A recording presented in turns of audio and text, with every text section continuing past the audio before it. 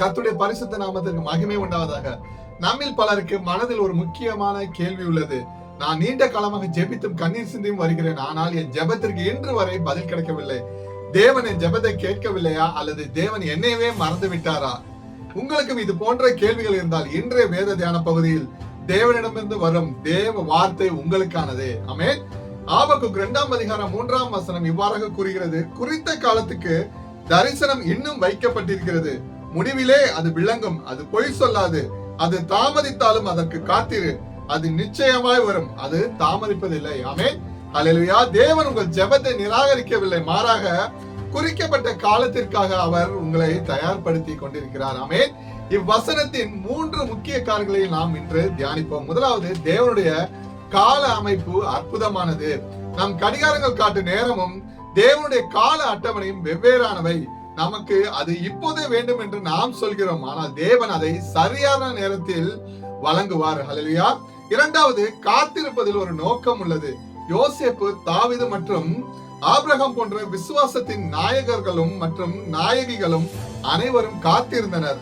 அந்த காத்திருப்பு காலத்தில் தேவன் அவர்களுடைய குணாதிசயத்தை வடிவமைத்தார். ஆமென். மூன்றாவது, அவர் சொன்ன சொல்லை காப்பாற்றுபவர், பொய் சொல்பவர் அல்ல. அவர் ஒரு முறை வாக்குறுதி அளித்து விட்டால் அது நிச்சயமாக நிறைவேற்றப்படும். பதில் தாமதமாகும் போது நீங்கள் செய்ய வேண்டிய 3 முக்கிய காரியங்கள் இங்கே உள்ளன.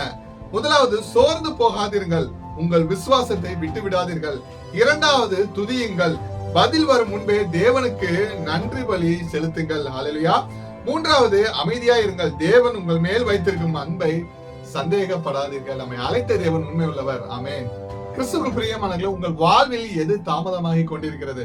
வேலையா, திருமணமா, குழந்தை பாக்கியமா, அல்லது ஒரு பெரிய விடுதலையா? உங்கள் தரிசனம் நிச்சயமாக நிறைவேறும் என்று நம்புங்கள். அது தாமதித்தாலும் அதற்கு காத்திருங்கள், அது நிச்சயமாய் நிறைவேறும். ஜெபிப்போமா.